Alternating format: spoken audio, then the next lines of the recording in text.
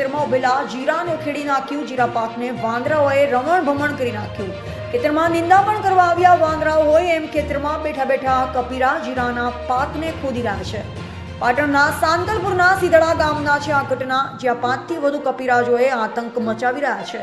ખેતરમાં જીરા પાકને ખેદાન મેદાન કરી નાખ્યું। દિવસ રાત મહેનત કરી ઉછરેલા જીરાના પાકને આ રીતે તબાહ થતો જોઈ ખેડૂતોએ રખોપા કરવા પડી રહ્યા છે।